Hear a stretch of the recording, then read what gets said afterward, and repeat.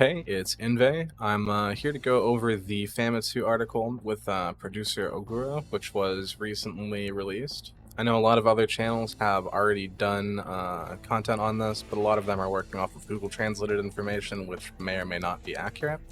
I had a friend of mine directly translate this for me, and I believe the information we've got here is probably a little bit more accurate than what Google Translate would have spit out.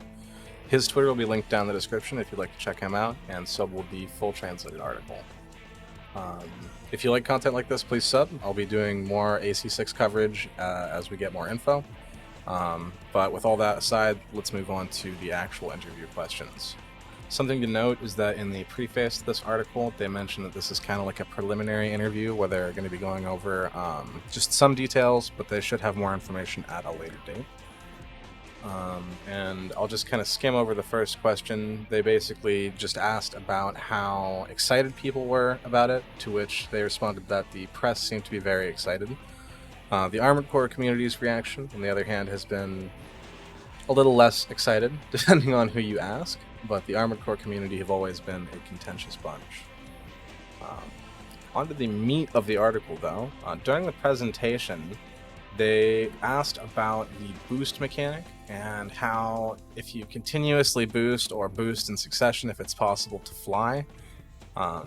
They are also asking about whether or not the assembly of your AC will affect this and how well you can fly, making the assumption that your AC's build will basically play heavily into it.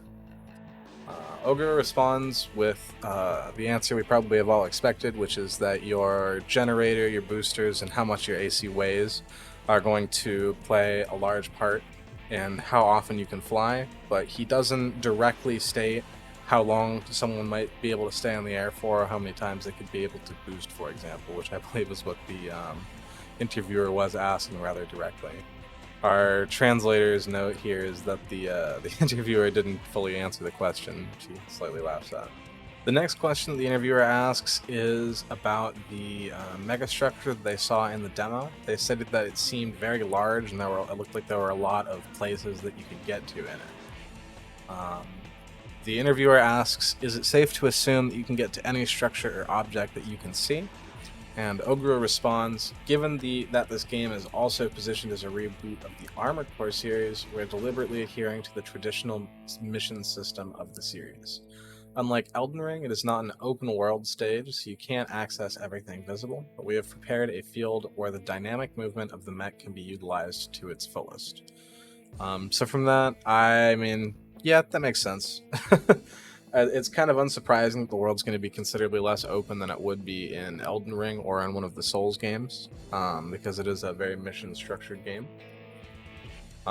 Moving on from that, the interviewer asks what happens when you fall off of the map. Ogura mentions that if you fall out of the operation zone, you'll take some damage and then be able to restart. The translator notes that he says restart literally, but most likely means respawn. And I believe he's probably right on that. So it sounds like when you fall off of the map, you'll just kind of pop back up where you last were, Mario Kart style, with some damage knocked off of you. I'm sure that analogy will make some people unhappy, but it was the first thing that came to mind. The next thing that they go over is scan modo, which a lot of people did not enjoy from 5th generation. Now, the interviewer asks if scanning is done with a single button press, or if you have to jump into scan mode as you do in 5th gen.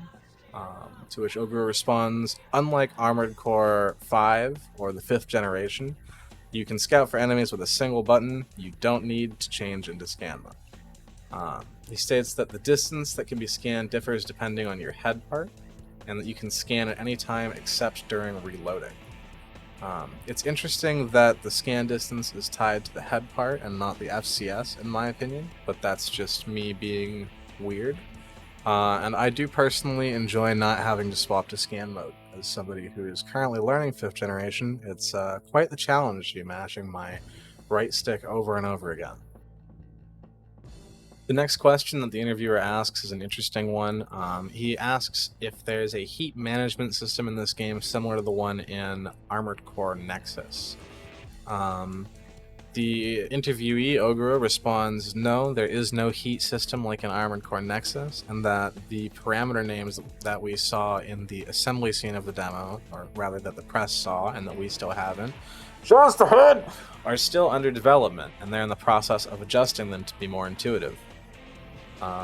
So from my interview with Fromshay, which you should check out if you haven't already seen, that'll be linked in the description, he stated that weapons showed an overheat message after they were used several times in succession.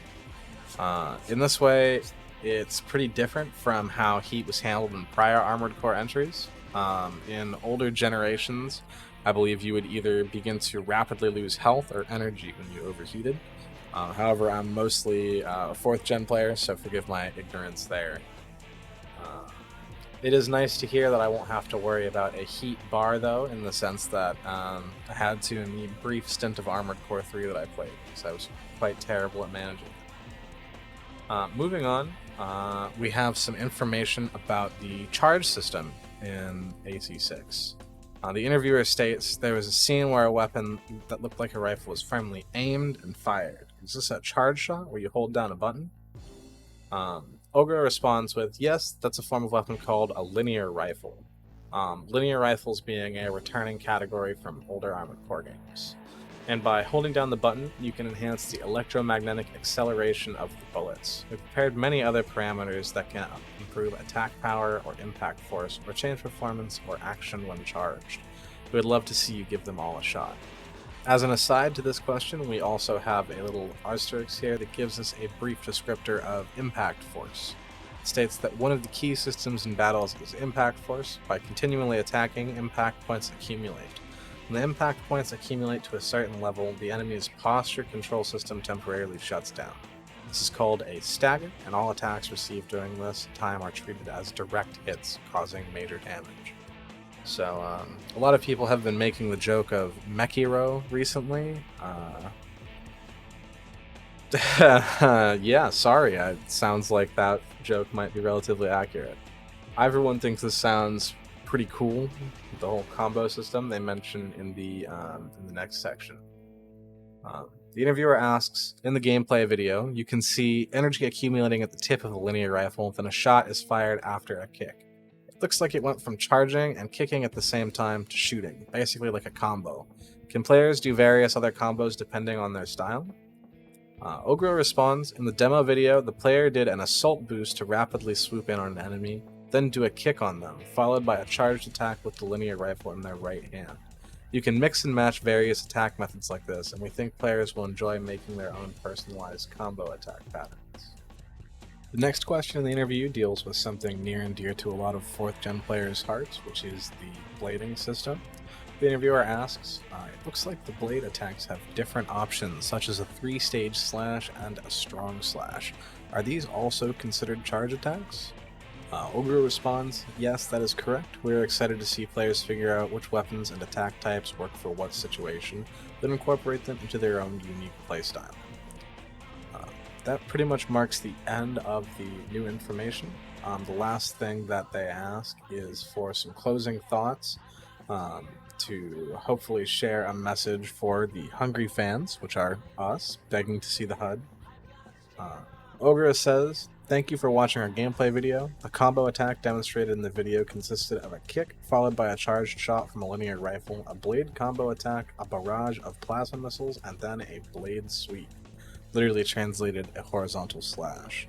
By diligently combining with 4 weapons in both hands and shoulders, it is possible to execute more complex combos than we've shown today. In this game, we believe you can further develop your own unique playstyle. We hope you'll discover your own road to victory via creative strategies, based on the full breadth of assembly options based on your mech's behavior, weapons, and attack types in the midst of aggressive and intensive battles. We'll be releasing more information in the near future, so please look forward to it. That closing bit does give us a little bit more info on the notion that we'd be able to fire all 4 of our weapons at the same time. From that brief mention there, it does sound like that might be true. So I'm wondering if the rumors that all 4 attack buttons are mapped to your bumpers and triggers are actually correct. and if so, how that's going to impact how you control the speed of your boosts, or what. Um, that all is pretty speculative, though, and like I said, we've reached the end of the article, so there isn't too much more for me to talk about at this time. Like I said at the beginning of the video, if you want to see more AC6 content as we get more information, please subscribe. I'm going to try and keep up with this and hopefully get as much accurate information out as I can.